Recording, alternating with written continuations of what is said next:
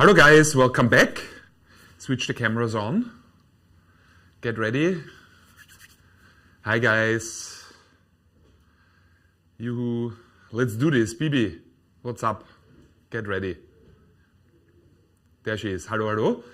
Guys, welcome back everybody. Also viewers at home. Well, you're all at home. Viewers on YouTube, I should say. Welcome back. On our agenda, finally, a topic that probably gets my trading students excited. Today we officially start with options. Options, option theory, option pricing, everything options. It will keep us busy for about 3 lectures. Before we hop into that, just a quick reminder. Next Tuesday, my colleague Dirk Schoenmaker will drop in. He will really come to the studio and give a guest lecture on sustainable finance. So I don't want to talk too much about it. It's really his field. Just so you know, I've uploaded background reading material that he made available for you. You don't have to read this in order to understand what he's going to talk about. I would still recommend that you have at least a bit of a look at it to get an idea what is it going to be about, and so that you can ask more meaningful questions. I already made clear in my announcement that it's not on the exam, so that is not the motivation for me to invite him. I just want to create some extra value added for you. That's all there is. Sustainable finance is a relatively new field and it's becoming increasingly important. So if you are thinking of later on doing a master in finance, it's a perfect topic to already immerse yourself into now so that you can start thinking about relevant research questions, possibly for your master thesis. So it's going to be, I think, a very interesting lecture. On the agenda today, we will look at options, to be more specific, at option basics. The structure of today's course will be as follows. I will explain the 2 basic option types. I can already write them down just for myself as a reminder. So we will talk about what is a call option, and we will talk about what is a put option. So that are the only 2 option types that we have, calls and puts. Logically, with any financial instrument, you can do 2 different things. You can buy it or you can sell it. So based on that, we have call options and put options, and we have to look into what happens if I buy one of these, what happens if I sell one of these. Logically, that means on our agenda today are just 4 things. I will show you how it plays out when you buy a call option. I will show you how it plays out when you sell a call option. I will show you how it plays out when you buy a put option. And I will show you how it plays out when you sell a put option. So that's on the agenda. And last but not least, I would like, if we have the time, and I think we will, I would like to finish today's lecture by, after you have convinced me that you understand the 4 option combinations, I would like to show you, especially as a goodie for the trading students, how you can combine them. So you can buy one option alone by itself. It's quite interesting already, but you can combine them to achieve really interesting payoff profiles. So no need to worry about this at this point. I will explain everything super step by step. So this is what we will discuss, 1, 2, 3, 4. And last but not least, I would like to look into option combinations. That is on the agenda. Before we dive in, I need to briefly tell you what an option is. I think the best way to do this is simply by giving you an example. It's completely invented and simplified. So I deliberately want to start in a very simplified setting. Once we all understand this, we can make it more complex and more lifelike, of course.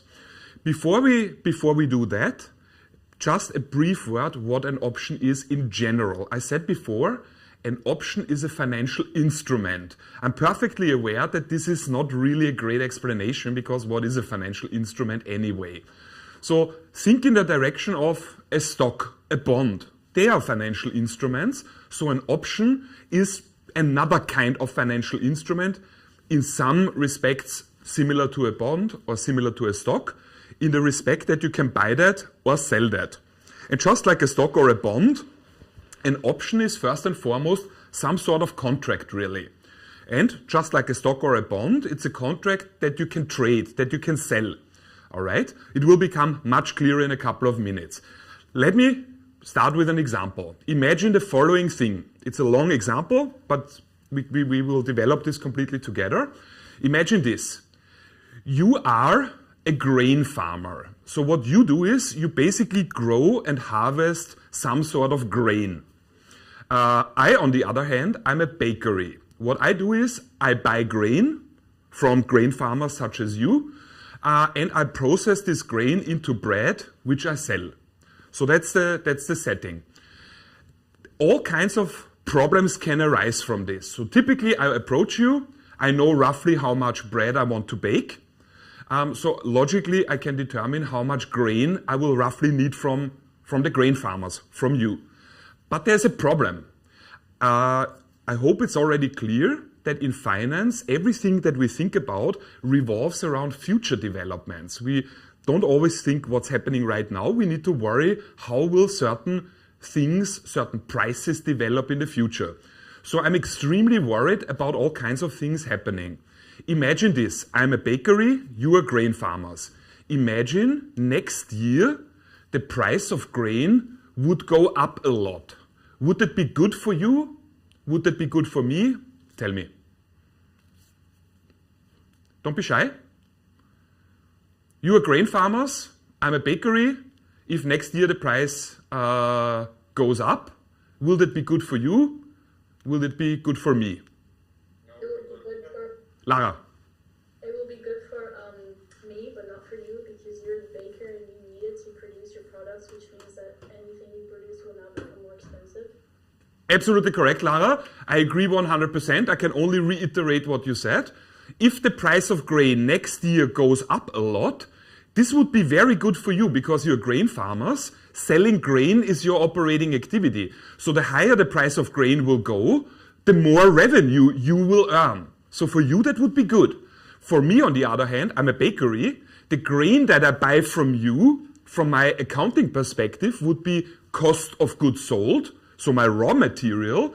If I don't want to pass on the price increase of my raw material to my customers, my profit margin logically will shrink. My gross profit, so revenue minus cost of goods sold, will go down because I sell bread for the same price as before, but now I have to buy grain for a higher price from you, right? On the other hand, it could also be that next year the prices of grain compared to now go down a lot. Same question. Is this good for you? Is this good for me? What do you think? It's good for you, but it's bad for me because your products will be more cheaper and for me there will be less profit. Yeah, I agree, Oktay. If the prices of grain next year go down, then it is probably bad for you because selling grain is your operating activity. If the price of grain goes down a lot, then you will most likely suffer a decrease in revenue. For me, I'm the bakery. For me, on the other hand, this would be good because all of a sudden, my raw material is cheaper. So far, so clear. All right. The problem is now this. We are right now in time. We are living at T0 because we are not time travelers, sadly. So that means neither of us, not the grain farmers, not the bakery, knows what the price of grain next year will really be. So that means a significant amount of uncertainty surrounds the price development of grain. None of us likes this because you are worried that the prices of grain will go down, that you will suffer a decrease in revenue. I will worry, the bakery will worry that the price of grain will go up. So that means I will suffer a decrease in my gross profit. So revenue minus cost of goods sold, minus the price of my raw material.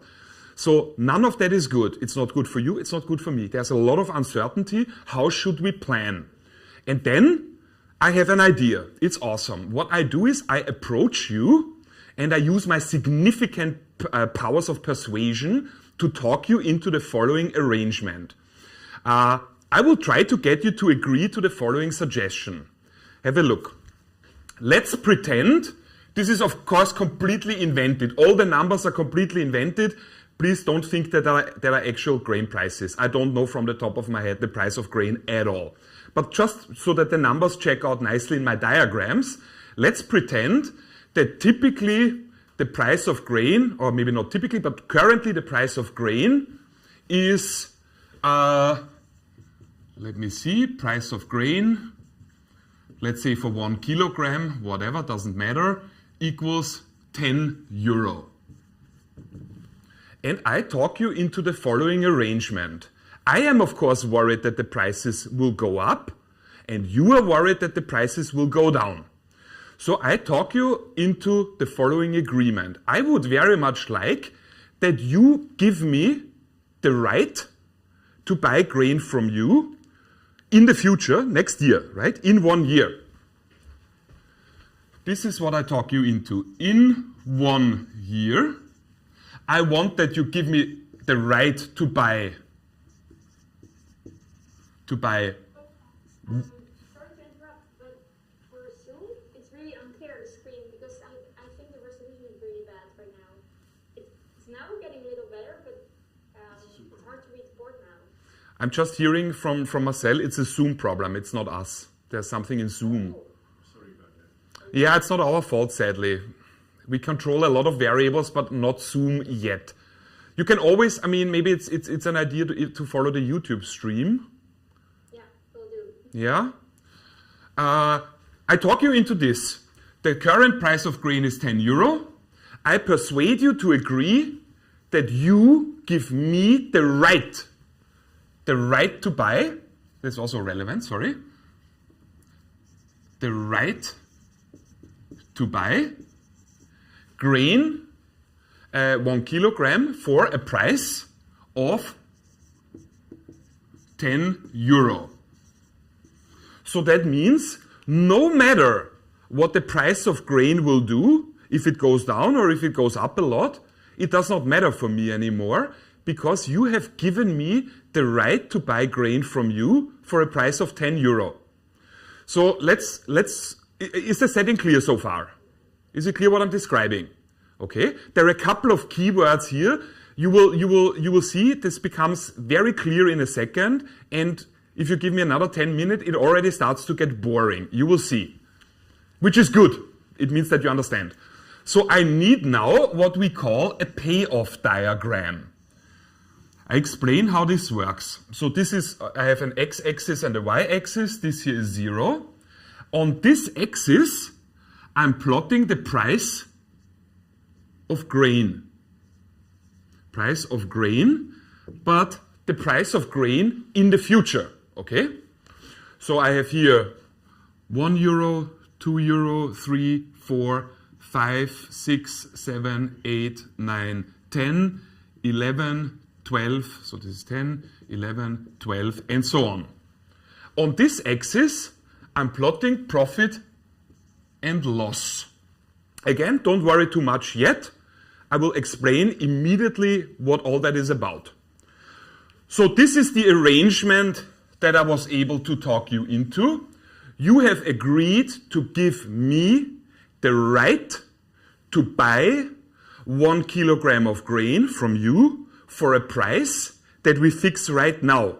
The price that we have agreed on to be applied in the future, next year, is 10 euro. It's coincidentally the same price for which grain is traded now. So far so clear. Is everyone on board? On Zoom and on YouTube. Otherwise I refuse to continue. Nice, okay, cool. And then, okay, so this is, we both signed the contract and then 1 year passes. And then we actually know what the price of grain is because time has passed. First scenario, imagine the harvest of grain was so plentiful that the world markets are full with grain. Therefore, the price of grain not only drops, but let's exaggerate, let's pretend it drops to 0. That means grain is, next year, in this scenario, traded for 0.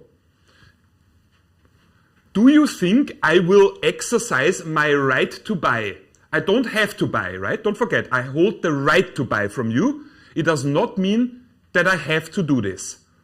Do you think I will exercise my right to buy from you? When I say exercise, what I mean is this. Do you think that next year, if the price of grain really were zero, do you think I will pick up my telephone and give you a call? Hello, it's me. I want to buy, I want to utilize, I want to exercise my right to buy grain from you for 10 euro. Would I do this? No. Khalil? No, because it's pretty cheap right now and your right is pretty expensive. You're absolutely right. Why would I? You just need to ask yourself the following questions. I hold the right to buy something, grain, from you for a price of 10 euro. But if the price of grain next year has deteriorated and dropped to zero, why would I buy something from you for 10 euro, which I can basically pick up for free at the world market?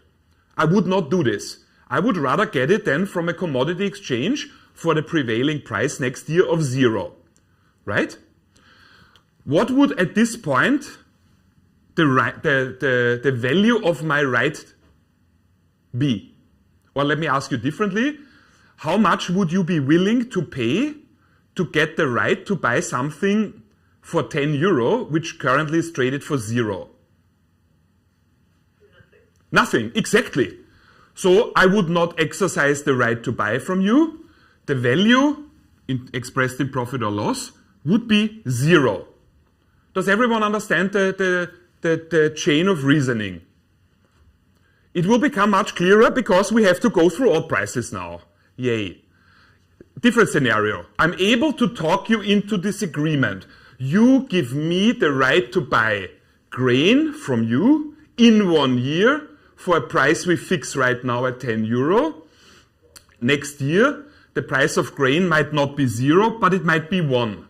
Ask yourself the question, would I exercise? Would I want to give you 10 euro next year so that you give me back grain, which then might have a value of 1? Would I do this? Yes. I mean, if we were in a physical classroom, I would say, awesome, there you go, I give you 1 euro and you give me 10 euro back. Would you really want that? Yeah, exactly, of course not. If grain next year is traded for 1 euro at the commodity exchanges, why would I buy it from you for 10 euro? I hold the right to buy from you. That does not mean I have to, right? So if the price of grain on the world markets, at the commodity markets, is really 1 euro, why would I then insist on buying it from you for 10 euro? That's a guaranteed loss of 9 euro for me. I am not that stupid. I would not do this. What would be the value of the right to buy something that's traded for 1 euro and you have the right to buy it for 10 euro? Zero. Exactly. Different scenario. Imagine I'm able to talk you into the following arrangement. You give me the right to buy grain from you in 1 year for a price of 10 euro. 1 year passes and the price of grain might be then 2 euro. Do you think I will exercise my right to buy? Would I give you 10 euro so that you give me back 1 kilogram of grain, which next year might have then a price of 2? Would I do this? Would I exercise my right? No. Absolutely. What would be the profit or loss situation for me? -8. No. Zero. 0. It's not -8 for the very simple reason I do not have the obligation to buy from you. I have the right to buy from you. But I agree, if I had the obligation to buy from you, I would have to give you 10 euro. You would have to give me back something that's traded for 2 euro. And indeed, then I would make a loss of 8. But that would be if one word were different, if you did not give me the right to buy, but if you gave me the obligation to buy. But that is not what we're talking about, okay? Okay, different scenario. I'm able to talk you into this arrangement. Next year, the price of grain might be 3 euro. Would I exercise my right to buy grain from you for 10 euro if the price of grain next year were 3 euro. Would I do this? No. How much profit or loss would I make? 0. 0. I would not exercise. I simply would wait. Maybe a brief sidebar. You would not give me this right forever. That would come with an expiration date. So a couple of weeks, a month, whatever we agree on. So I would simply let this right expire. I would not exercise it. Therefore, profit or loss for me, 0. I would simply not exercise it. Different scenario. You give me all of this. You give me the right to buy grain from you for a price of 10 euro. Next year, the price of grain might be 3. Would I exercise? No. Profit or loss? 0. I hope you already see how this works. Please also, guys, viewers on YouTube, please also send in the chat if that is clear to you, okay? It's really relevant. Otherwise, everything else will become difficult. I need to know if you understand what I'm talking about, okay? Question? Yeah, I want to ask, what do you do with an option if you don't want to buy it next year? You simply let it expire. An option has an expiration date. So the right to buy, in my example, has an expiration date. So I would simply let it expire, and it is basically gone. It's a little bit like a coupon. With this coupon in the supermarket, you get a special discount of 10%, but only till the 31st of December this year. If you don't feel like using it, you simply let it expire worthlessly. No problem. There is no obligation to buy this thing that you have a contract with. There is no obligation to buy this, and you can know this because I wrote here down the word right and not the word obligation. All right? It's a very important distinction, Oktay, and it's good that you point this out. There is an instrument whose definition is exactly like this, and only one word is different, and it's indeed, instead of the word right, the word obligation. That is not an option then. That would be a different instrument that would be called forward or future. We will talk about this after we are done with options theory. All right? So we will go there as well. Let's fast forward a bit. How about if next year the price of grain is 6 euro? I hold, because you have given me the right to buy grain from you for a price of 10 euro. Next year the price of grain might be 6 euro. Would I want to buy something from you for 10 euro, which otherwise I could pick up for 6 euro? Would I exercise my right to buy? Yes or no? No. Absolutely correct. I also love the tone, this slightly bored tone. No, you're absolutely right. I'm hoping it's already getting boring because that tells me you understand what we're doing. Just brief disclaimer on the side. First, we establish what options are, how they work, what you can do with them, and of course, the master discipline is then to price them, to figure out what's the value of such an instrument. In case you think that's very easy, it's not. It's so complicated, the math, that a Nobel Prize was awarded for that. And yes, we are going to do this in class, not today, but that's where we will go. So I love it already if you're getting a little bit bored, because at the end of the day, we will talk about Nobel Prize winning math. And if my students go around saying like, it's kind of boring, that's so nice for me as a teacher. If you think this kind of stuff is so easy, it's boring. I love it. How about at 8? Next year, the prices of grain might be 8 euro. Would I exercise my right to buy something that's traded for 8 from you for 10 euro? Would I exercise? No. Absolutely correct. What about at 10?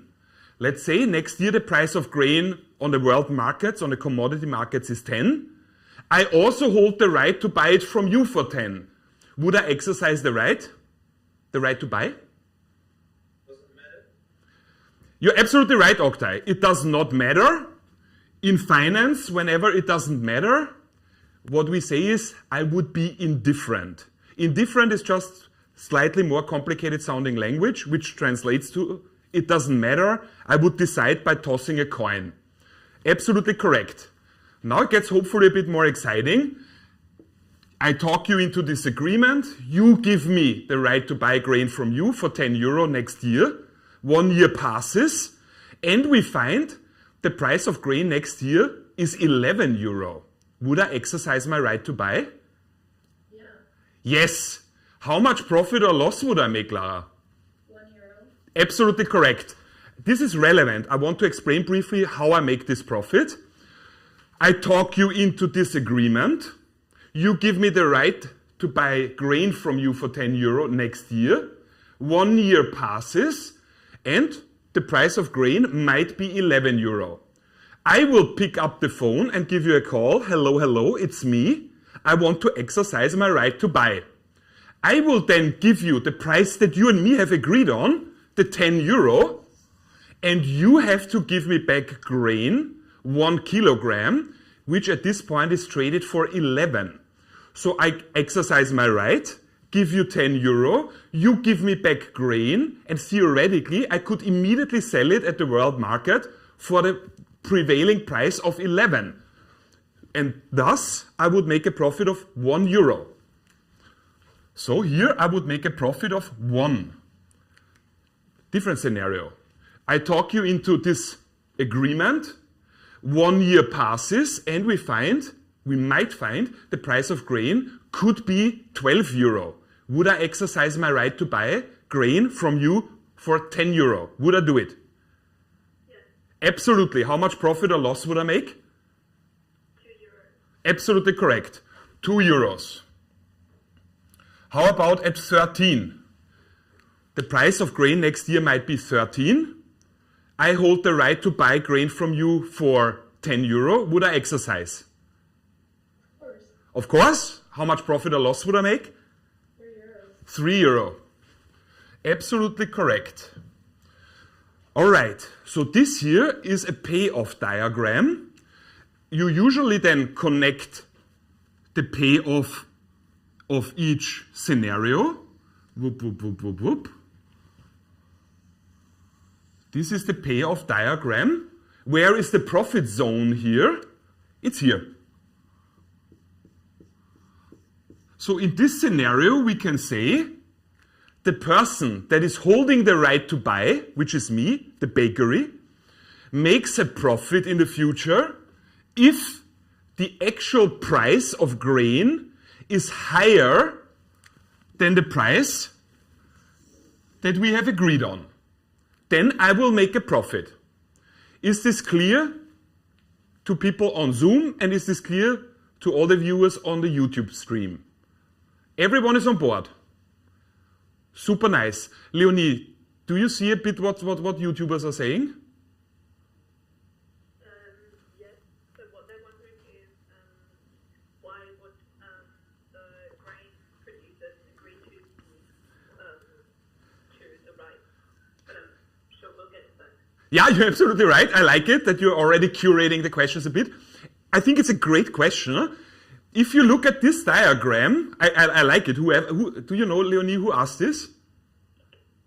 Quite a few people. Quite a few people. Okay, those quite a few people that have asked, why would the grain farmers agree to this? Compliment. It's a very cool question. And Leonie is right. We will, of course, address it in a second. What I want to do first, we have established now my side of this agreement, right? So as you see, in the diagram on this axis, I'm plotting profits and losses. Everything here is a profit. Everything below here would be my loss. As you can see in my payoff diagram, my own payoff is never below 0. The worst case for me would be that I go home with 0. What is the best case for me? Or let me ask you in a more precise way, what is the highest potential profit that I, the bakery, the holder of the right to buy, can make with this? The highest possible profit, tell me. Oktay, what did you say? Infinite. Infinite. What has to happen, Oktay, for me to make an infinitely high profit? Scarce.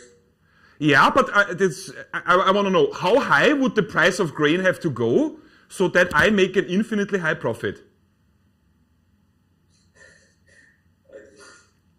It's a question for everyone, not just for Oktay. Infinity plus 10. Not even that. Just infinity is already enough. If the price of grain increases to infinite, my profit would be infinite minus 10. It's still infinite. This is, of course, very theoretic. That would not happen in the real world. But just that you understand, This line here, I'm not going to do this, otherwise Marcel will kill me, but theoretically I could continue this line here infinitely, all right? Let's look now at your side of the agreement to approach the questions that Leonie just forwarded to me. Why would you do this? Why would grain farmers do this? This is not very difficult to do now because this agreement that we have here is a zero-sum game. So that means whatever profits I make must be your losses and vice versa. It's a little bit like you challenging me to a game of poker, just one of you against, well, me. If I go home, well, you should never do this, number one. But if you were to do this, no doubt I would go home with plus 10,000 in my pocket. We don't need to engage in complicated calculations to figure out how the poker evening went for you. If I won 10,000 euro and I was only playing against one other person, your loss must have been 10,000 euro as well. So how would the payoff diagram of you look like, of the grain farmers? It would be a mirror image of this. So that means nothing, nothing, nothing, nothing, nothing, nothing, nothing. What would happen from your perspective if next year the price of grain were 11? Imagine now, this requires briefly stepping outside of my example. Imagine just for a second, you're not grain farmers, you're just some dude who is speculating, and I'm not a bakery, I'm just some other dude who is speculating. That means neither of us has grain and neither of us is really interested in grain. So next year the price of grain is 11. I pick up the phone and I call you, hello, hello, it's me. I want to exercise my right. I want to give you 10 euro and please give me back 1 kilogram of grain because right now it's traded for 11. Then you will say, yeah, will do. You hang up the phone and then you have a problem because you don't have grain. What do you have to do so that you can actually deliver what we agreed on? You need to go to the world markets then, to the commodity markets, and really buy grain for the prevailing grain price, which is 11. So you have to buy grain for 11 just so you can sell it to me for 10. And that is how you would make then the loss of 1 euro. What would happen if the price of grain next year is 12 euro? Same thing. First, before you can deliver, assuming you are not a grain farmer, you would have to buy it yourself for 12, just so you can deliver it to me for 10. The difference, the delta of 2, is your loss. Whoop, here. So, how does the payoff diagram for you look like? For the grain farmers, it's a perfect mirror image of my payoff diagram. My payoff function looks like this. All of this is a profit zone. Your payoff diagram is this here. Whoop, down. And all of this here is a loss zone. I have a question. Ask. Is there a point where they would no longer be allowed to use that right? Because at a certain point it just becomes unfair that you can purchase the product for such a low amount? You mean, I suspect it's a very interesting question. I just have to clarify that I understand correctly what you mean. So let's say from my perspective, I hold the right to buy grain from you, from the grain farmer for 10. And let's just, for the sake of exaggeration, let's say the price of grain goes up to 1,000. Is then your question, maybe there is a law that says something like, this is so asymmetric. You would have to buy then 1 kilogram of grain for 500, give it to me, and I only compensate you with 10. So is your question then, is there a law that prevents, in my example now, myself, from making this crazy high profit at your expense? Is that the question? Yeah, that's exactly my question. I think it's a super cool question, Lara, because I even though I'm a finance teacher, I care a lot about sort of this aspect of fairness and justice in a way. To be honest, there is none of that. So it's finance. That's why I tell my trading students always, if you start trading, be aware, because sometimes students say, well, I want to learn a little bit about trading, so I have saved 1,000 euro and I want to trade a little bit to learn. And it is like learning to swim in a shark tank. because nobody is participating in the financial markets to, earn friendship points. Everyone is there to make profits. And if you are the weakest link, if you have not thought through which agreements you enter, there is nobody really protecting you from yourself. So to answer your question, no, there is no law that says after a certain amount of profits it becomes unfair. Absolutely not. And that for my trading students, and for all students, but specifically for traders, the first lesson already is this. Be very careful when you give away the right to buy, because based on my payoff diagram, so which shows your position, what is the highest potential loss that you can make? Infinite. Infinite. Absolutely correct. If my side of the contract has an infinitely high profit potential, this can only be the case because you have an infinitely high loss potential, right? So be very careful if you to agree to something like this. Nobody will protect you, all right? We have to address the questions that Leonie forwarded from the YouTube chat now. If you look specifically at the payoff diagram that describes your side of the deal. Here, going down to infinite. What is the highest potential profit, at least according to my diagram, that you, the grain farmers, can make? Look at my diagram. 0. Are you asking me or telling me, Leonie? I'm telling you. You're absolutely correct. On this axis, I'm plotting profits. On this axis, I'm plotting losses. So if somebody says, what's the highest potential profit you can make here? You just need to see what's the highest point on this axis. From your perspective, this is your payoff function. You are never higher than 0. So the best case outcome for you, at least for the time being, according to my diagram, the best case is that you earn 0. What is the worst case? That you owe me an infinitely large amount of money. On the other hand, for me, my payoff diagram is this, up. The worst case for me is a loss of 0, because my line is never below 0. What's the best case outcome for me? That I make an infinitely high profit. Is this... I want to put one thing. Ask. If the grain farmers grow grain, why would they make a loss? Because they didn't buy the seeds for $10. Yes, it's a good question, Oktay. Just to repeat for viewers at home on YouTube, the question is, why would the grain farmers make any loss here? Because it's not that they really have to buy the grain, right? They are purchasing they're growing grain, they are harvesting that. Based on what can I actually say that the grain farmers would make a loss? Don't forget, a profit that you don't make is a kind of loss. So think about it like this. Imagine the price of grain next year is 12. Normally, you would then sell your grain at the commodity markets for 12, but you can't because you have an agreement with me, and if I give you a call, I want your grain, you have to deliver to me. You gave me the right to buy. So that means you have to then deliver your grain that otherwise you could sell for 12, but you have to sell it to me for 10. So you miss out on a profit of 2, the difference between the price I pay and the difference and the price that anybody else on the market would pay. So the missing out on this profit is the equivalent of a loss. That's the core logic here. All right? And don't forget, this is just an example. In the real world, options are very often traded without any interest in the actual, in my example, grain.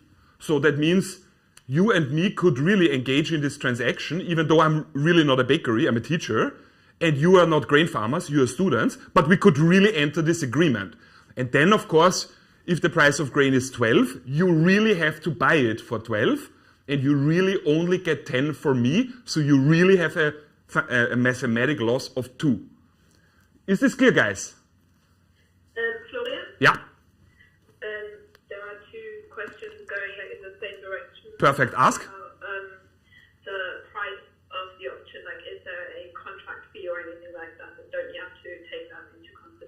did I understand correctly? Is there a contract fee? Yeah. Yeah, it's a cool question. That's exactly where I want to go. Perfect. So if you look at this diagram, you have to conclude what very clearly many of you have already concluded. Nobody in their right state of mind would agree to sell the right to buy. So to basically be in the position that I've just described, the position of the grain farmers. I mean, who wants to play a game where the maximum win that you can make is 0 and the maximum loss you can make is infinite? That nobody would agree to this. So, and there's a second consideration, any right, no matter how weird it is, any contract that gives you a right to do something, no matter how obscure and bizarre, has a certain non-zero value. So, what I have been neglecting here deliberately, what I have been simplifying is, I pretended that you, the grain farmers, are willing to agree to this contract with me because I'm so charming. In the real world, this would not work at all. You would say, well, you might be a charming dude, but I'm not an idiot, so if you really want this right from me, you can have it, but you will have to pay for it. So you might say, I give you the right to buy grain in 1 year for 10 euro, but only if I pay you indeed, like Leonie said, some sort of fee. This fee has a name. It is called option premium. Option premium. Let's say in my example, it's 1 euro. That means in order for you to agree to this contract with me, I need to pay you 1 euro. And then, of course, the payoff diagrams, both mine and yours, will change. Let's start with mine first. If I really want this payoff diagram, which is the result of this specific contract, I first have to give you 1 euro. So that means my payoff does not really start here at 0. My payoff actually starts here at -1. That's the option premium. So I will start in the minus area, in the loss area. I will go till here, and then it will go up. All right? How does that look for you? I told you before, this is a zero-sum game. Whatever my profit must be your loss, and vice versa. So who do I pay this 1 euro to? To the counterparty. So if I buy the right from you for 1 euro, it's clear that you sell it to me. That means the 1 euro goes into your pocket. So your payoff diagram is really starting at +1, going here, +1, 1, blah, blah, blah, blah, blah, whoop, and then going down. And this is not simplified anymore. This is now how a real option looks like. How does it play out? I am I'm a bakery, you are grain farmers. We're both uncertain about the future. So I will really approach you. Hello, I would like that we'll lock in a price for next year. Let's say the price of grain is 10 euro right now. I try to persuade you to give me the right to buy grain from you in 1 year for a price we agree on right now, the 10 euro. You say, well, in principle, I'm interested, but I will never give that to you for free. How about you give me 1 euro and then you can have this. So I give you 1 euro. This is how it plays out. Does this make sense, guys? Especially also guys on YouTube. Does this answer your question? Is there some fee involved? Why would the grain farmers agree to that? Why would they agree to that? Because they want the 1 euro. They want this here. Okay?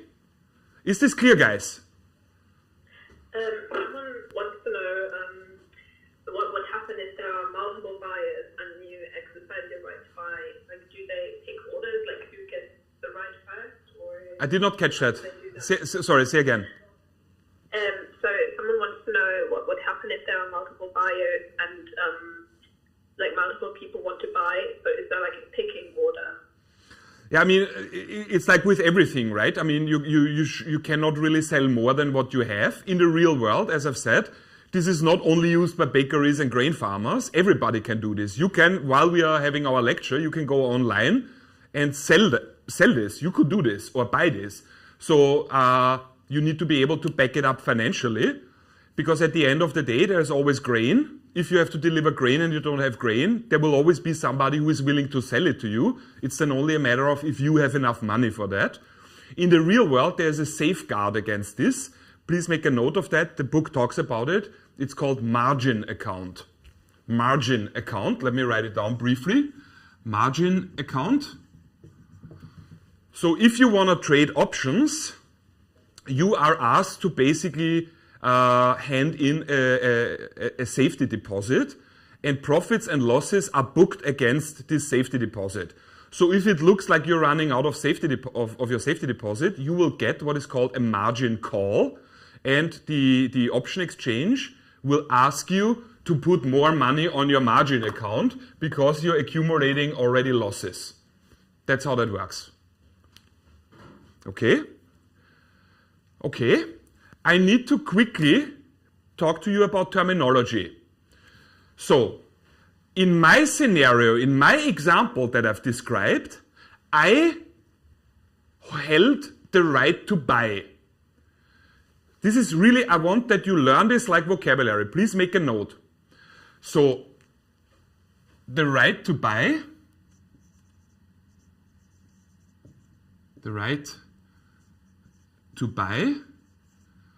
in finance is called call.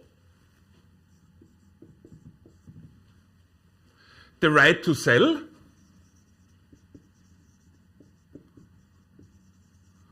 is called put.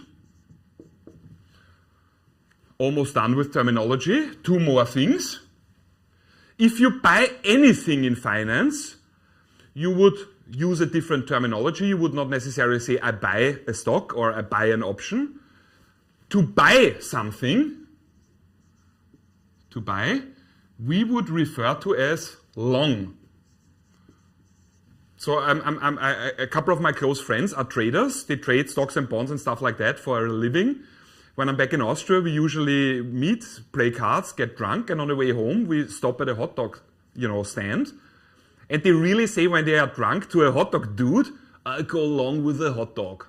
It just means I buy a hot dog. That's what it means. And last but not least, to sell something in finance, we would call short. So you can say I sell a stock, but it's much more common to say I short a stock.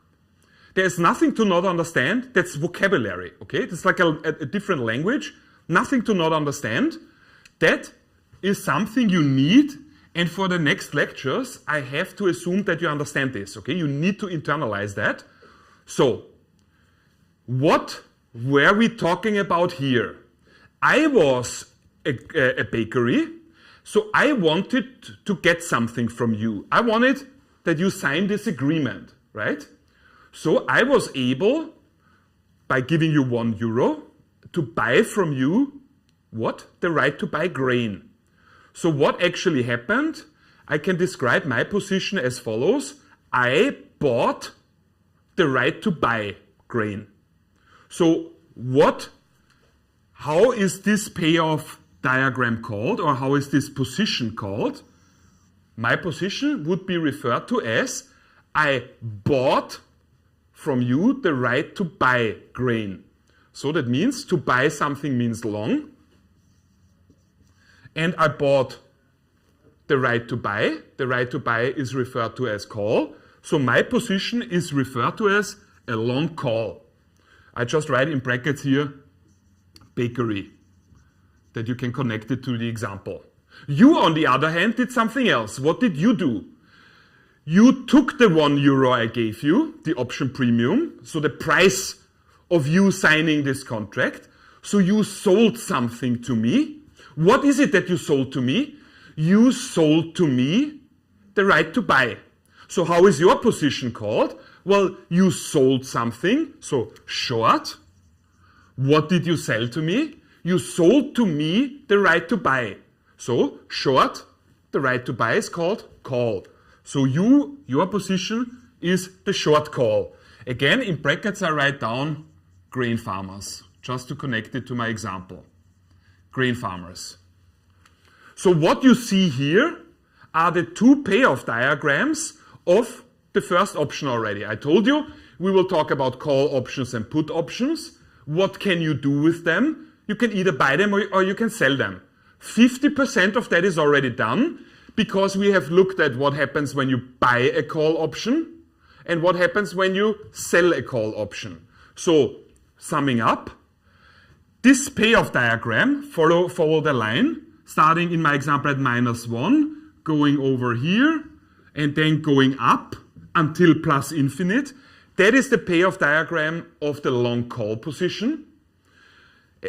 Your situation, your payoff diagram from the perspective of grain farmers starts at +1 because I bought something from you. I bought the right to buy from you. That means I gave you the purchase price of this right, which was in my example €1.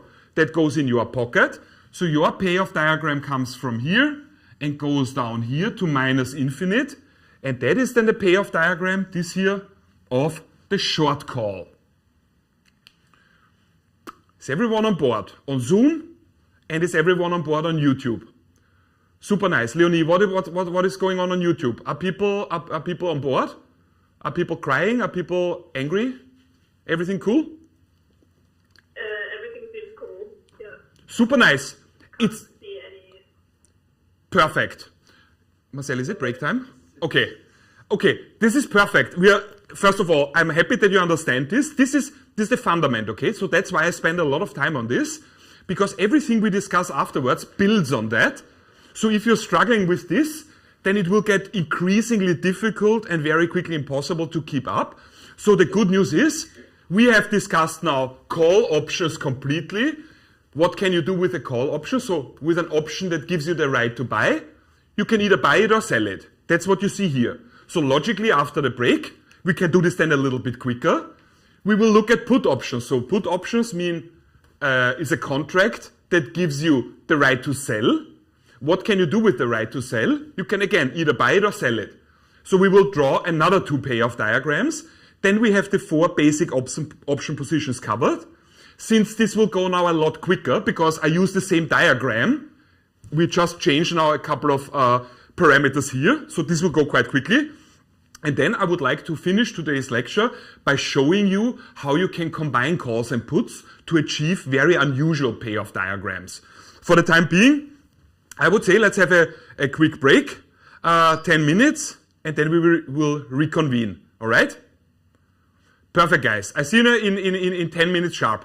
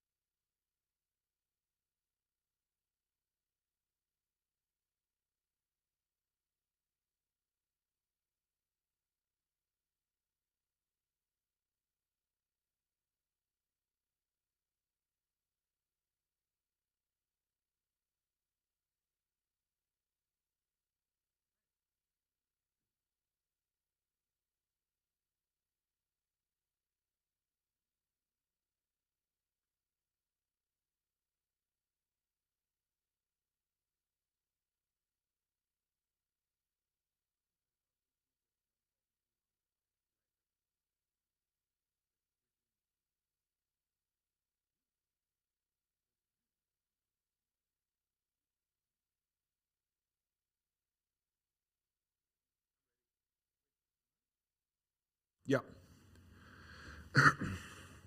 Hello guys, let's do it. Come back.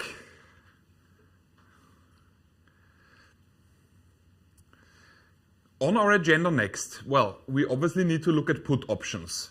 I already established put means put equals the right to sell. And I need to provide some more terminology, some more vocabularies for you. Because we make it now increasingly realistic and we need the appropriate language. So before we were always talking about the bakery and the grain farmers. We were talking about the price that we agree on and grain. But all of these things have specific terms in finance. So in my example before, our contract revolved around one specific thing, grain, the object of desire, the object of our contract. So this object, in my example before, it was grain. This is actually referred to as underlying. Underlying. And the underlying can be just about anything. In my example before, the underlying, so the object of desire that is underlying our contract, was grain, but theoretically it can be anything. It could be any raw material, gold, oil, whatever. It could be another stock. It could be the stock of a company. I can buy from you the right to buy Microsoft stock if I want to, theoretically. And last but not least, and this is really, I have to use the word mindfuck here, sorry, I know code of conduct and all, sorry, but that's the appropriate term, I think. The underlying could be another option. So that is not something we discuss in the bachelor. It's also not something we discuss actually in the master finance. If, however, you're really hardcore and if you are super interested in options, what you can do is you can read up on this. That are really crazy instruments, an option on another option, okay? We can talk about it at the end of the course, maybe having beers, not something that will happen here. The object underlying the contract is referred to as underlying. One more thing. In my previous example, I said we agree on a price of 10 euro for 1 kilogram of grain to be applied in 1 year. This price is referred to as strike price. Strike price is the price that will be applied in the future. Okay? So we have, for the time being, enough vocabularies so that we can approach the second kind of options. Again, I want that we draw our payoff diagram and simply work it out, only a little bit faster now. In my example, we can stick with the underlying grain, why not? I want to change the strike price for no other reason than it's kind of boring if I have a whole line until 10. Let's use a strike price of 5, simply because it's a little bit faster for me to draw. That's the only reason. So, let me draw the payoff diagram. It looks identical to what I have drawn before. So that means on this axis, I plot the price of grain that we might have in the future. In this example, it's grain. On a more general level, on the x-axis, what you plot is the price of the underlying. So if the underlying is a stock, then this here would be the stock price. On this axis, we plot the payoff. I call it loosely for the time being profit or loss. And what we look at now is a put option. A put option means the right to sell. And as I've said before, what can you do with the right to sell? You can either buy it or sell it. So what we will do, we start by looking at the first combination. We look at what is called a long put. A long put, what does it mean? Long in finance means to buy. Put means the right to sell. So what is a long put? It means to buy the right to sell. Some underlying in the future for a specific price called the strike price. In my example, the strike price is going to be 5. Is the setting clear? Nice. Okay. Sure. Okay. What do you mean by strike price? I misheard it. What I mean with strike price? The strike price is the price that we agree on to be applied in the future. So since I talk now about a long put, meaning I bought the right to sell, what we are talking about is I bought the right to sell some underlying, in my example it's still going to be grain, for a price of €5. The €5, the price that is applied in the future, is called strike price. Okay? I need, of course, again here 1, 2, 3, 4, 5, 6, 7, 8, whatever. We are now talking about a put option. So in your analysis, when you draw a payoff diagram, when it's about puts, you approach in the diagram now from the other direction. With call options, we started here at 0 and worked our way towards increasing prices. We are now looking at a put. We are starting from this direction. So we are coming from the direction of plus infinite. Whatever. Let's say next year the price of grain is gonna be 8. And I hold the right not to buy. I am the long put. I hold the right to sell grain for a strike price of 5. Again, ask yourself the question, would I want to pick up the phone, call you, hello, it's me, I want to exercise my right to sell grain to you for a price of 5, when in 1 year it might be traded for 8. Would I want to sell you something for 5 that otherwise I could sell for €8? No. I would not. So we are coming here from 0. No payoff for me.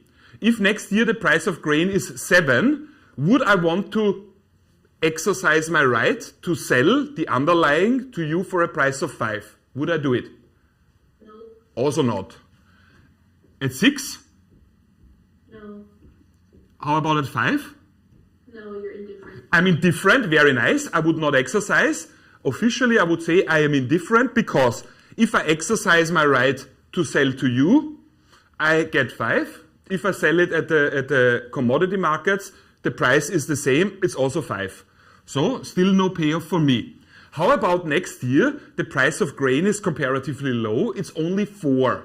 I hold the right to sell to you something that otherwise I could only sell for 4, but I have the right to sell it to you for 5. Would I? Yes. Would I exercise? Yes. How much profit would I make? 1. Exactly. Because even if I don't have grain, if I hold the right to sell grain to you for 5, and I see next year it's 4, I go to the commodity market, I buy 1 kilogram of grain for the prevailing market price of 4, then I pick up the phone and call you, exercise my right, give you the grain that I myself just bought for 4, and you have to give me 5. The delta, the difference of 1 is my profit. Excellent. Profit of 1. What would happen if the market price of grain next year is 3? Would I exercise? Yes. How much profit? €2. 2. Excellent. At 2, would I exercise? Yes. How much profit? €3. Exactly. At 1, would I exercise? Yes. How much profit? €4. Exactly. And if the price next year of grain is 0, would I exercise? Yes, that's your max. That's my maximum. How much is my profit? 5. Are you asking me or telling me? Telling you. Exactly. Absolutely correct. Profit of 5. How does the payoff diagram of a long put option, of a long put position look like? Coming here from plus infinite, 0, 0, 0, 0, 0, and then it goes up. And here, indeed, I make my maximum profit. All of this is the profit zone. This is all profit. Before we move on, according to my diagram at least, what is the highest potential loss that the long put position can make? 0. Excellent. What's the highest potential profit that the long put can make? 5. Yeah, correct. In my example, it's 5. But I want to hear a more general answer that is true for all long puts. What's the highest potential profit any long put Huh? Where there are different, Lara? where it becomes indifference to selling. No, not sure I know what you mean. I'm looking for a general answer. What is the highest potential profit the long put can make In my example, I agree, it's 5. But what is it in a more general level? The strike price. Very nice, guys. Several of you said it at the same time. Exactly. When does the long put make the maximum profit, which equals the strike price? When the price of the underlying in my example is green, when the price of the underlying drops to 0. All right? Is it clear, guys? But isn't the strike price also where you are indifferent? No. I'm indifferent. I mean, sorry, Lara. Yes, I'm indifferent, but you're confusing now both axes. On this axis, I'm plotting the price of the underlying. If the price of grain next year were really €5, and I hold the right to sell at a strike price of 5, at this point I would be indifferent, yes. But this axis plots market prices, so the price that we will really see next year, whereas the strike price is just what you and me agree on. That's the strike price. So the moment the strike price equals the price of the underlying next year, at this point I would be indifferent, that is correct. If the price of the underlying keeps deteriorating until 0, at this point I would not be indifferent in terms of should I exercise, yes or no. I would definitely exercise, because at this point then I hold the right to sell the underlying to you for €5, even though otherwise I could not sell it for anything. It has a market price of 0. So assuming I do not have the underlying myself, I'm a speculant. At this, I could wait. The market price drops to 0. I call you to exercise my right to sell, but I don't even have what I want to sell to you. So I would pick it up then at the commodity market for the current market price, which in my scenario would be 0. So I can pick it up for free. And then using my right to sell, I can literally force you to give me €5 and you get back something whose market price is 0. So that's why at this point here I would make a profit of 5, which is the strike price. Does this make sense, Lara? Wait, Oktay. Lara, is this clear? Yeah, it makes perfect sense. Super, Oktay. What happens when the price goes negative? Cannot happen. Well, this year the oil went negative. Yeah, so what you're talking about is some relatively obscure real-life consideration. There are commodities that, of course, you have to store. So oil is costly to store because you cannot simply put it in an empty milk bottle or something like that. Oil requires specific containments and tanks and stuff like that. So storing oil in itself is costly. So theoretically, for assets, for underlyings that are costly to store, you would have to factor these costs in. In case you want to read up more on this, Oktay, the term for that would be called cost of carry. But that it would then not really be a specific consequence of the option. That's a consequence of the type of underlying that you're trading. If the underlying is not grain or oil or something like this, if the underlying is a stock, then you would have none of that. Because a stock is just, on your electronic trading account that does not require any cost of carry. Okay? Let's look. So this is the long put.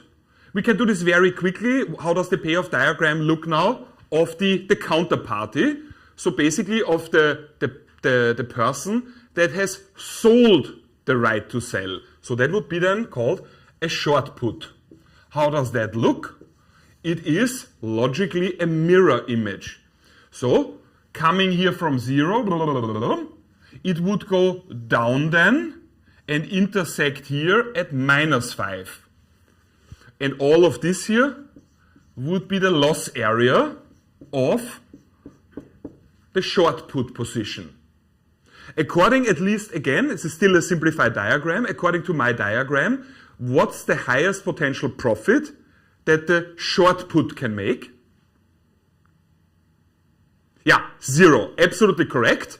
What is the highest potential loss that the short put can make? Exactly, on a more abstract level or more general level. Strike price. Excellent, very good. In my example, the strike price is 5. If we would have here a strike price of 10, then obviously this would be much, much steeper, because I, the long position, can force you then, in this scenario, to buy something from me that has a market value of 0, but you have to give me 10 for it, right? So the maximum loss of the short put would be the strike. What's the maximum profit of the long put? Also the strike.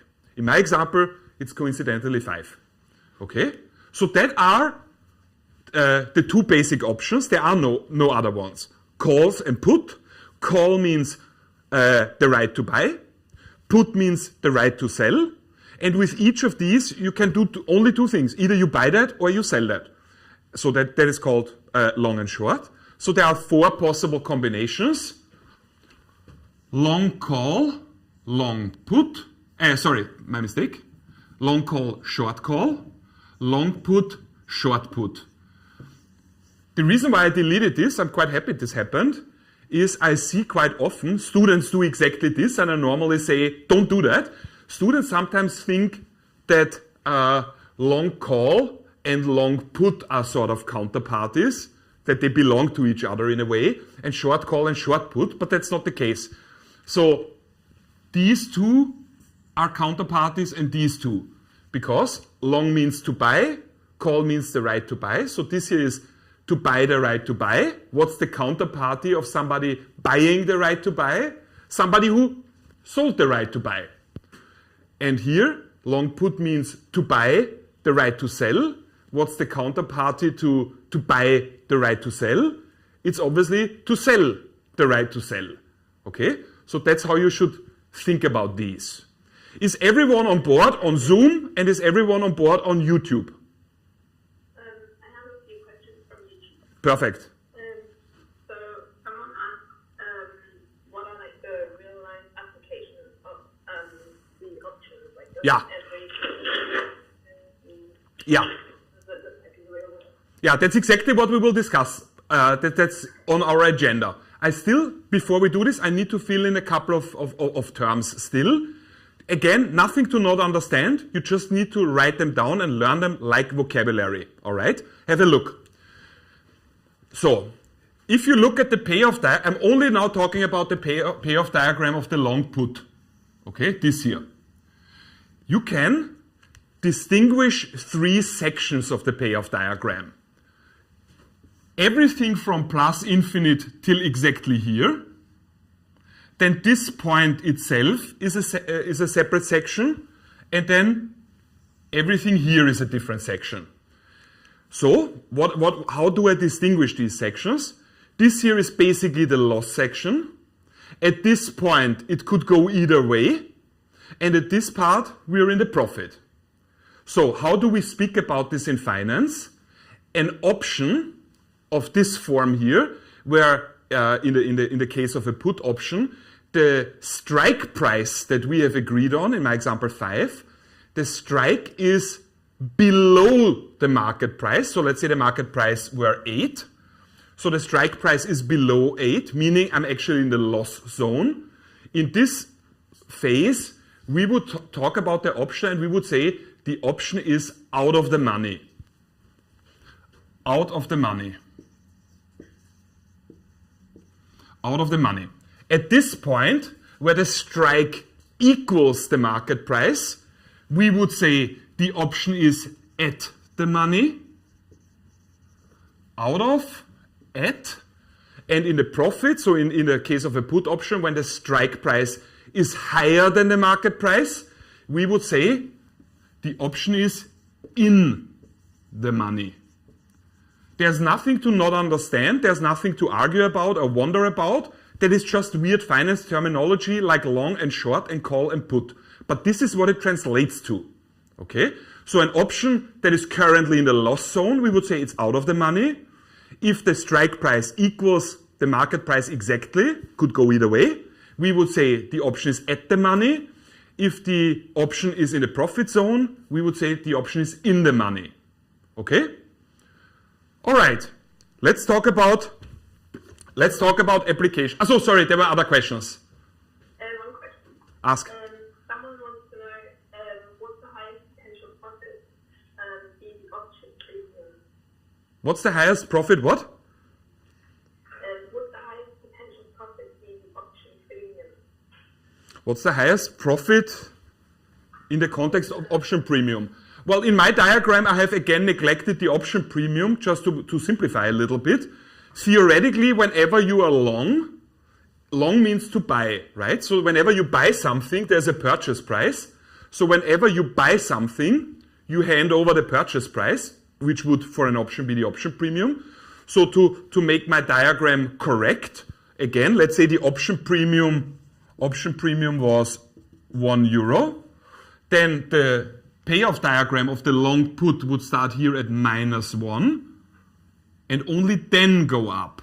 Whereas the short put would earn the option premium and therefore would start in the plus area and then go down. So theoretically, to complete this reasoning, when we look here at my profit, at the long put profit, it's not strictly speaking correct to say what is the highest potential profit of the long put, the strike price. Theoretically, or also practically, you will never give me that right for free, and that means my highest profit, the highest profit of the long put, will not be the strike price. By the way, the strike price mathematically is denoted either with an X or with a K. Nothing to be confused about, it's the same thing. Sometimes it's an X, sometimes it's a K, but it means the strike price. I write it down for a second. KX, both means the strike price. So the highest potential profit that the long put can actually make is not the strike price, K, it would be the strike price minus the option premium, right? What is the highest potential loss that the short put can make? It's also not really true to say the highest potential loss is the option, the strike price. It would be, the highest potential loss would be K plus 1 option premium, right? Just for the sake of completeness. Let's move into what you can do with these things. This is a great way to end our lecture with a couple of considerations, with a couple of thoughts, as well as how you can combine them for more utility. Let me get rid of this quickly.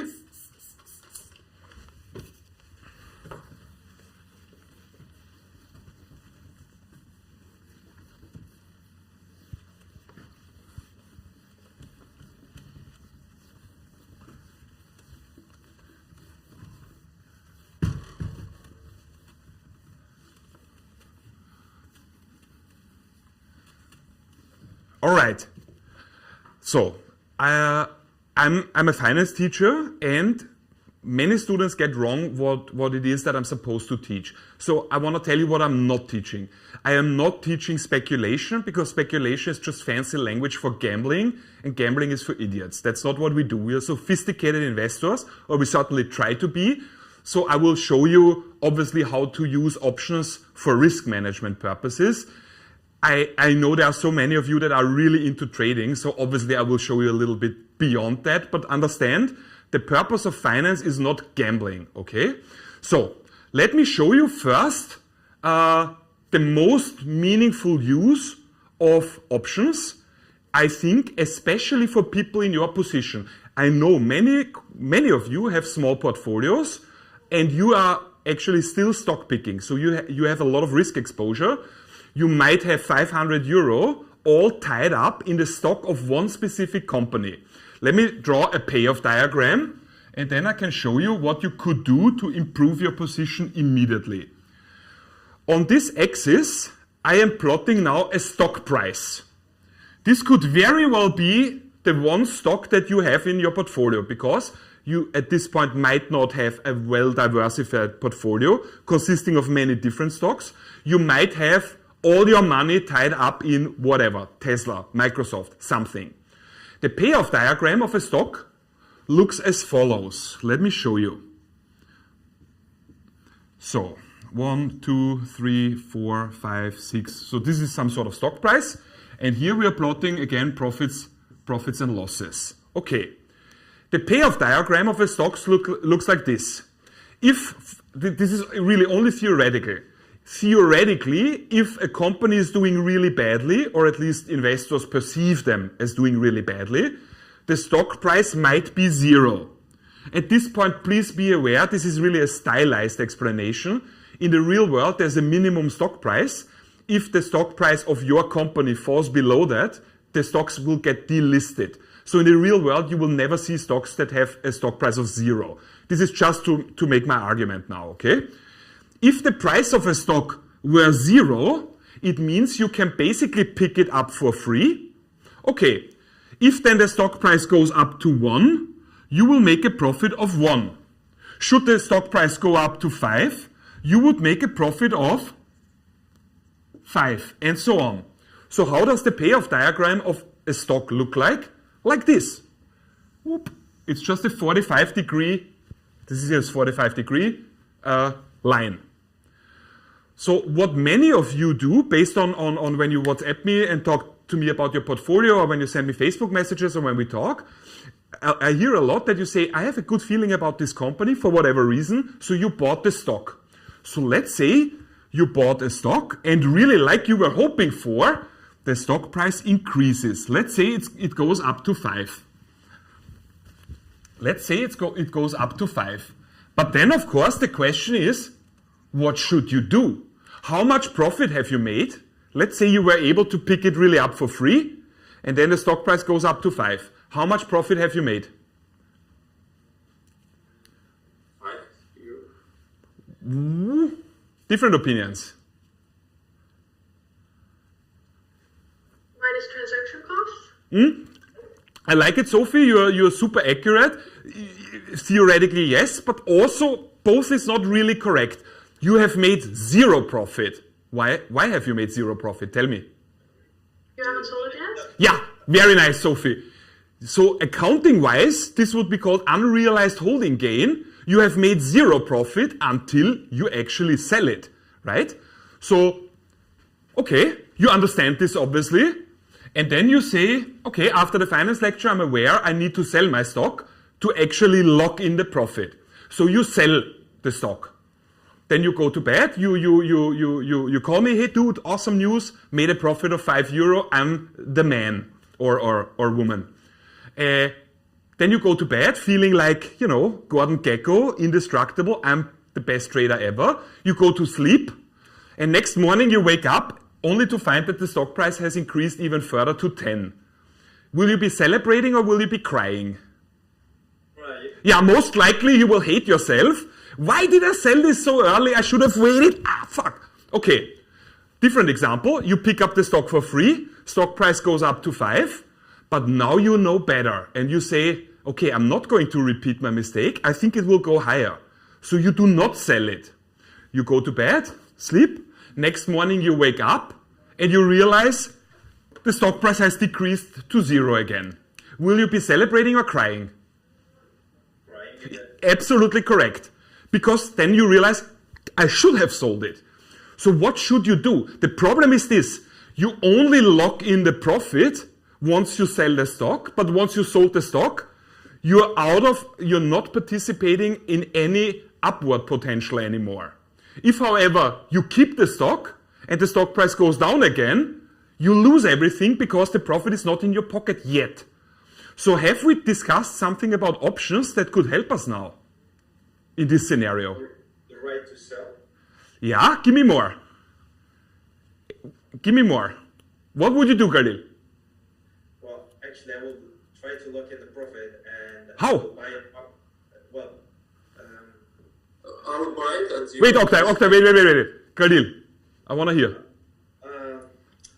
well, you will actually try to put a short put. Forget about calls, puts, long, short. Just tell me in normal language. Which kind of contract would you like to have? So you bought the stock, the price has increased to 5. So right now, this is where we are, and you are now wondering, should I keep the stock or should I sell it? And the question is, which option position can help you now to basically deal with both scenarios? Actually, you will make a contract so that you can I have the right to sell. Yeah. The strike price of 5. Very nice. Really good job, Khalil. You're absolutely right. The option that you want in this situation is a long put. Let me show you. You have bought the stock when the stock price was really low. The stock price increased to 5. And now you don't know, should I keep holding it because I want to, profit from any upward potential in the future. Maybe it goes up further. But you don't want to lose what you have already won. So what is the recipe? How can an option help you? A long put could help you with a strike price indeed of €5 because you still have the stock. If the stock price keeps going up, you will make that profit too because you still have the stock. So that's good. This is profit that you can really make. What happens if indeed the stock price drops below 5 again? It doesn't matter for you because you have a long put, you have bought the right to sell. The underlying, in my example, the underlying is now not grain, it is this exact stock that you are holding. So if you have one Microsoft stock, you of course need to get a long put on Microsoft stock. So should the price decrease, you don't care either. You will just exercise your put option and you can never fall below 5 anymore. So the payoff diagram looks then like this. Whoop. This is the payoff diagram of the combination of a stock and a long put, a put option on this stock. This is the payoff diagram. Only this part here. Should the stock price go up, no problem. You actually still own the actual stock. If the stock price goes down, no problem either. You have locked in your profits. You have now a floor below which you cannot fall anymore. If the stock price then goes up, let's say to 7, no problem. Then you get another long put with a strike of 7. And you have another floor here. You can never fall below 7 then anymore. How much does this cost you? Well, one option premium. So it's a relatively small amount of money that can basically guarantee that you cannot fall below the profit that you have already generated. If you use a put option like this, obviously it's finance, so it's a safe assumption that we have a cool sounding term for that. If you use a put option like this, it is still a long put, but we don't call it that anymore. We call this use then a protective put. Why protective? Because you basically spend one option premium, you go long, that means you buy the put option, that means you pay one option premium. The one option premium that you pay, you have to think about, it's like an insurance premium that you pay. You basically have bought a put, an insurance against decreases in stock prices. Does this make sense? You can use this in risk management. The options are perfect for risk management. And the example you have already seen, or some example you have already seen. Let me get rid of this and show you some more. Guys, how much time do I still have? 20 minutes. Okay, perfect. Perfect. Okay. Okay. We're still talking about what can you use these things for. Again, I'm not talking about pure speculation. I'm trying to show you actual business applications. And one example is really almost my initial example. Have a look at this. Imagine I am a company, and in order for me to produce whatever product it is that I'm producing, I need a specific raw material. So, on this axis, I plot the raw material price. Raw material price. So, obviously for me it is bad when the raw material price goes up, because it makes my production, the production of my product, more expensive. So what I would actually like is, I would like an insurance against price increases. What could I do? The most obvious thing would be, this here's the strike price, the most obvious thing would be a long a long call. Why? So let's say typically the prices of my raw material fluctuate between 0 and whatever, maybe this is 10 euro, doesn't matter. So in the past I know the raw material that I use in my production process typically costs between 0 euro and 10 euro, but I'm really worried that maybe because of the corona pandemic or whatever, the prices will go higher than normal. If I'm really concerned about this, I will buy a long call. I will buy a call option with a strike price of, in my example, 10 euro. If the price, and how much does it cost me? Well, one option premium, one time, because one option. So if the price in the future, when I need the raw material for my production process, comes down between 0 and 10, no problem. I will just buy my raw material as I always do at the global markets. If, however, my worst fear becomes reality, the price has increased a lot, it's no problem either, because I'm the long call position. I have bought the right to buy the raw material for a fixed price. I have eliminated all price uncertainty. That's another possible use. Does this make sense? All right. I want to give you more. I want to give you more. Have a look.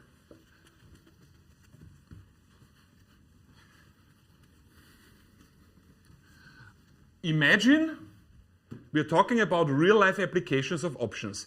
Imagine that you are really grain farmers. You're really grain farmers and you're really worried that next year when you harvest grain, that the prices of grain have deteriorated a lot. Is there some option you can think of that might be able to help you here? Yes, excellent, Khalil. You are a grain farmer, like in my initial example, and you are worried that the price of your product, grain, don't forget, grain is what you produce. So you sell grain and generate revenue through selling grain. Normally, you sell grain, I'm just making stuff up. Let's say normally grain sells between 5 euro and whatever, somewhere here. So here I plot the price of grain. But you are worried that your company cannot survive if the price of grain drops below 5, because then you will earn not enough revenue to keep your business going. What can you do? Khalil said absolutely correctly. You should go long one put option with a strike price of, in my example, 5 euro. If the prices are higher than 5 in the future, no problem. You will sell your grain on the global markets, on the global commodity markets, for whichever price prevails then. If, however, your worst case scenario, your nightmare comes true, that the prices of grain really deteriorate below 5, is that a problem for you? No, because you have bought the right to sell for 5 euro. So that means you have locked in a minimum sales price below which you cannot fall anymore. It's a little bit like the protective put use. The payoff diagram of a long put looks like this, coming from 0, or I should be more accurate at this point, coming from -1 option premium, and then here it will go up and intersect at 5. So this is how an option could help you to basically insure yourself against price decreases of your actual product. So a long call option is something you can use as an insurance against increases of your raw material. A long put option you can use as an insurance against price decreases of your actual product. Makes sense? Does it make sense, guys? Also, people on YouTube. Leonie, do we have the feeling that on YouTube everything is clear?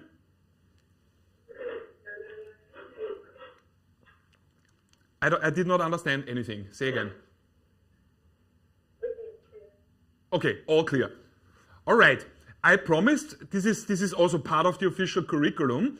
I want to show you a couple of things that might be even more, I mean, everyone should be interested in because exam, but especially interesting for trading students. I'm not going to lie about it. I want to show you. Have a look at this. I want to ask one thing. Where will you use short put, like, to stop your, like, gains? Short. Yeah, okay. Let's maybe then do this first. Where do you use short calls and short puts? So this is a bit tricky because this is now, there's, I think, no business application in that sense. This is definitely some sort of speculation. I show you. Let's talk briefly about short calls. Let's say short call with a strike price of whatever, 5. So the short call, short means to sell, call means the right to buy. So you sold to somebody else the right to buy something, the underlying, from you for €5. So here is the strike price of 5. How does the short call look like? Well, you will earn, because you short, you sell something, you will earn one option premium. So let's say it's €1. In my example, €1. How does that play out? +1. So this is your payoff diagram. You come here and then you go down, infinitely high loss potential. And this here is your profit zone. Oktay's question was, in which situation would you use that? So first of all, my private opinion is you should not use this. I do not use this. And I have a super easy argument. I do not want to gamble. I do not want to play a game with you where the maximum I can win is 1 and the maximum I can lose is everything. That is just a game that I'm not willing to play. It could be that you feel differently about it, but then I'm the wrong person to talk to. I think this is too risky for my taste. But based on Oktay's question, I have to say something now. So, imagine the underlying is, I don't know, I'm just making stuff up, grain. Okay, grain. I look at the past grain prices. It's completely invented. I just want to drive home my answer. So it's, of course, a bit stylized. But imagine I look at historic grain prices and I see never in the history of our species, humans, has grain ever had a price of more than 5. That never happened in my example. Then I could say, well, it has never happened before. I would look at weather reports, at harvest forecasts. Everything I see makes me think the harvest next year is going to be really good. So that means I have absolutely zero reason to think that something that never has happened before, grain prices of more than 5, will happen next year. Okay? And then I might say, okay, well, if that is almost impossible or it's extremely unlikely, why not sell a call option? It seems like then a relatively easy way to make this profit here. If grain has never traded for more than €5, and if all harvest forecasts uniformly assure me that there will be an abundance of grain next year, I have no reason to think that the price of grain next year will be higher. So I might sell the call option and make a relatively easy profit of 1. But it depends on my expectation. And don't forget, connect this to one of the earlier lectures where we talked about the problem of induction. Just because grain in the past might never have traded for a price of more than 5, that's certainly no guarantee that this is not maybe changing in the future, okay? So you cannot automatically assume because something never happened before, it's never going to happen in the future. I mean, there was never a president who was a reality TV star, and we have seen this now as well, okay? So this is This is not risk management. This is very, very risky. Okay? But that would be one potential use. Does that mean that Wait, Sophie. does that mean that the option premium is higher usually for short calls because of the high risk? No. The option premium is a good question. So I made it in my explanations now sound like the option premium is like a standardized unit, like €1, one option premium. The option premium fluctuates depending on which option it is, on the time to maturity. So just common sense. Imagine I give you the right to buy grain from me for whatever, €5, and the expiration date of this right that I give you is tomorrow. Versus, I give you the same right, the right to buy grain from me for €5, and the expiration date is in 10 years. In which of the two scenarios do you think you have a higher chance of making a profit? I mean, it depends on what the price is today, but I think the one of tomorrow. No. The expiration date of tomorrow. No, because what could possibly happen, which dramatic thing should happen that moves the grain price from today till tomorrow? I mean, yeah, sure, maybe World War III will break out overnight. I don't know that, it's possible, but the probability is very low. If I would say, what do you think is the probability of World War III breaking out within the next 10 years? That looks very different. It's much higher. So if you get a right for a longer period of time, it is more costly. It would require a higher option premium. Or in the case of a call option, in the case of a long call, if the strike price is lower, the option premium will be more expensive, because the lower the strike price, the sooner this option will be in the money, in the profit zone. If I give you a call option, I sell to you a call option, so you are the long call, I'm the short call, and I give you a strike price of, I'm just making crazy stuff up for my example, of 1 billion for 1 kilogram of grain. I mean, something insane has to happen to the price of grain, that 1 kilogram of grain will be traded for 1 billion. If, however, I give you the right to buy grain from me for 1 cent, now clearly the option is by default in the money, because the price of grain, the strike price, is already so low. So I don't want to dig deeper into Sophie's question now. That is what option pricing is all about. So option pricing means we will figure out the option premium. And the reason, Sophie, why I'm struggling now to give you a more accurate answer than a couple of, already hints, is it requires Nobel Prize winning math, right? The Black-Scholes model. That's where we will be in the third lectures on options. So we need to build to that. So I will address it in much more detail. This is then Black-Scholes, okay? Julian? Ask. So on the YouTube, there's been questions regarding. Sure. You've already worked it away because of the delay, but where you had the long put with the strike price of 5. Yeah. And you marked it so that the line is intersecting at the maximum profit of 5. But people were wondering why it's not 5 minus the option premium. It would be, no need to wonder about this. You're absolutely right. That's why I before wrote this down. It is not really the strike. It would be strike minus option premium. No question. I'm sketching stuff very quickly. I said in my announcement today, I have no PowerPoints for you because I want to develop this in this way. I have, of course, a PowerPoint slide set, but it goes much beyond what we discussed today. So for the next week, all the stuff I've sketched now, I have obviously beautifully plotted for you, highly accurate, real diagrams, not just sketches, okay? This is about the conceptual logic. So this is not for you to take pictures of and obsess over it. For that, I have then for next week a beautiful slide set, of course. Okay? I want to end today's lecture, first of all, on time, and I want to show you 2 option combinations. That's not something we have discussed yet. Let me show you.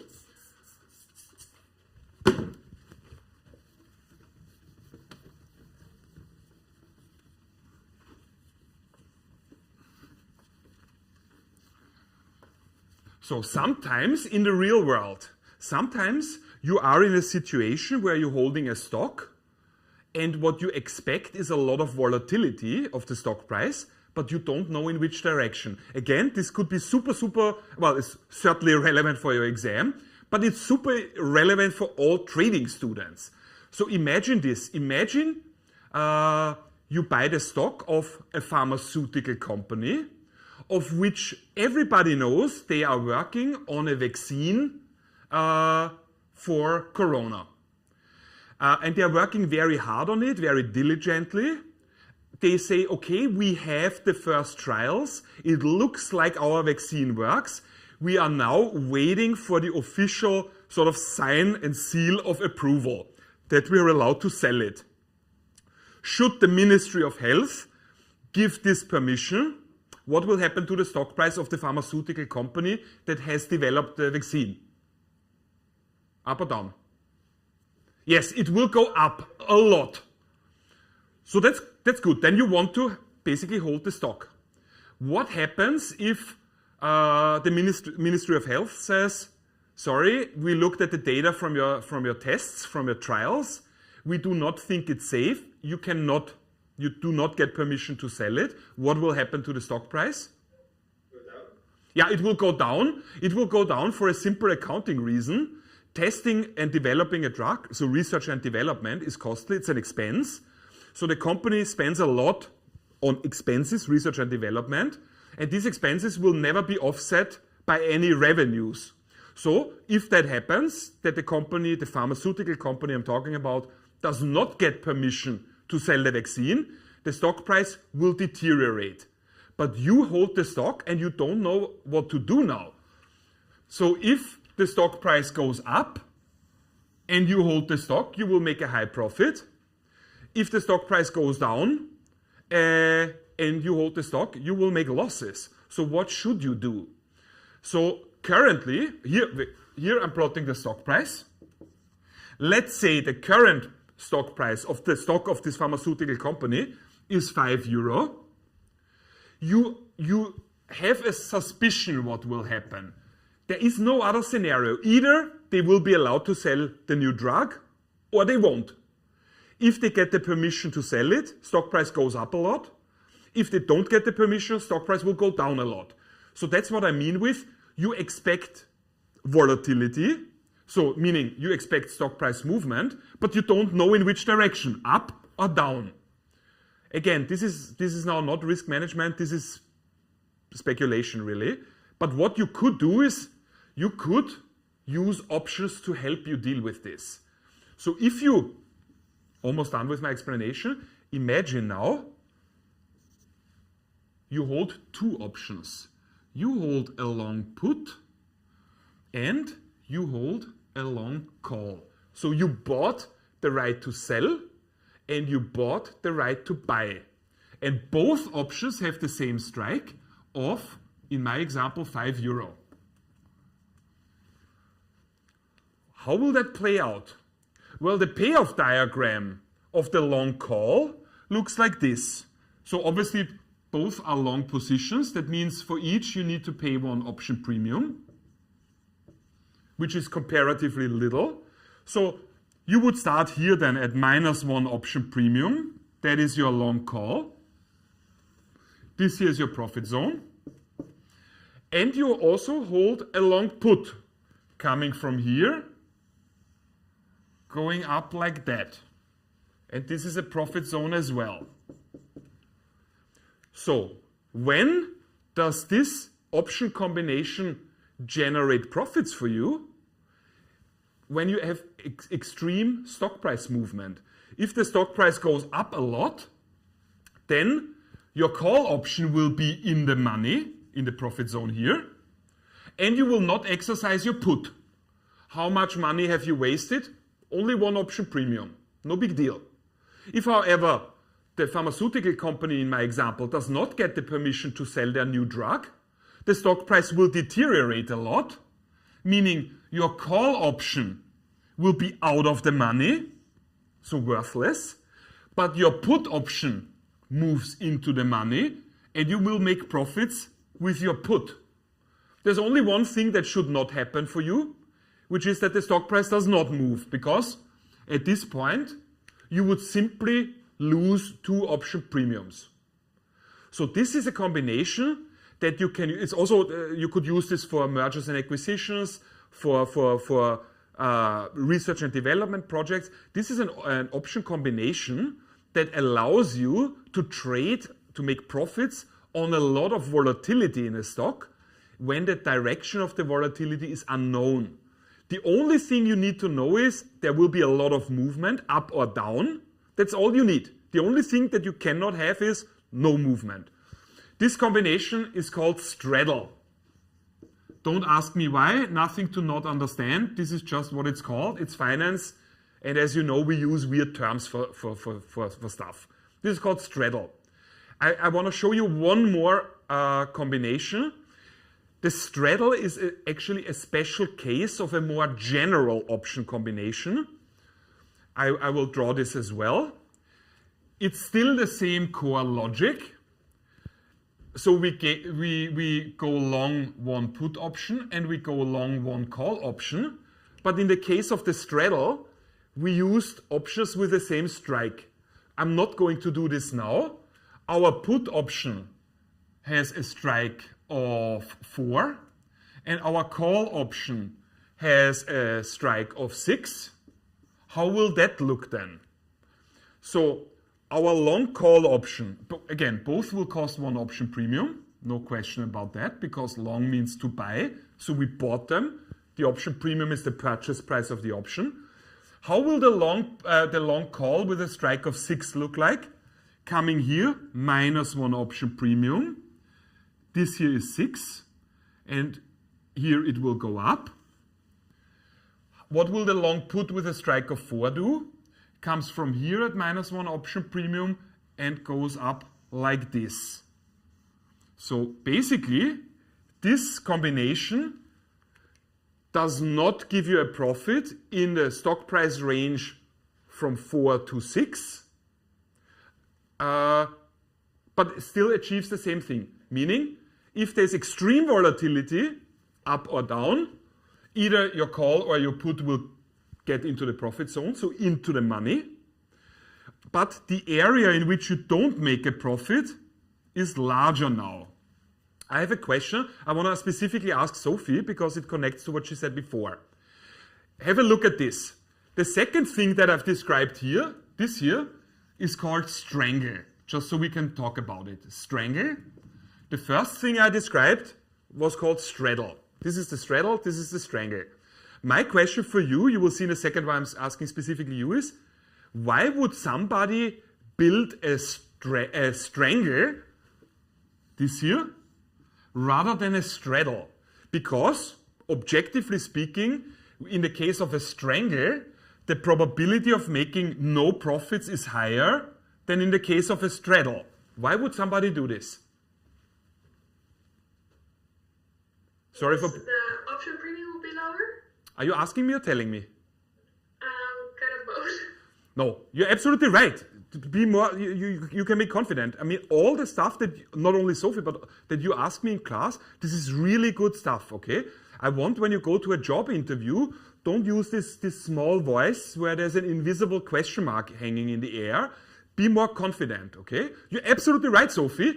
Why would somebody build a strangle rather than a straddle when here the probability of making no profit is higher? It's very simple. A strangle requires more extreme stock price movements for you to earn a profit. So more extreme stock price movements are less likely than less extreme stock price movements. And since more extreme stock price movements are required to make a profit, the option premium is lower. So building a strangle is cheaper than building a straddle. The option premiums will be lower because the outcomes required for profits are more extreme and therefore less likely. All right? I see Marcel is giving me the sign that I'm already over time. Let's stop here, guys. Any questions that I have to address, Leonie? As in really have to. I'm going to leave that for you to decide, but All right. Someone asking, is it better to have a put or a call, as a long call has infinite profit and the long put can only generate limited profit? Okay, so this is a good question. What is better to have? Is it better to have a long call or a long put? I hope it becomes increasingly clear that this is not how we can talk about options. You cannot say long call is always better than a long put. It depends, like stocks themselves, on your expectations, right? So if I expect extreme price decreases, then a long call is terrible. A long call gives you profits when the price of the underlying goes up a lot. If I don't expect prices to go up a lot, I would never want to have a long call because it will serve no purpose. Then a long put is, of course, better. It's a little bit like you ask me, what is better, having a car or a Nintendo Switch? Well, it depends. If I want to go on a skiing trip with my friends and all the luggage, I'd rather use a car. If the weather is crappy and I'm alone at home, I'd rather have a Nintendo Switch. There are completely different things that have different utilities in different situations. So don't make the mistake of saying this is better than this. No, it depends on the situation in which you're acting. Okay?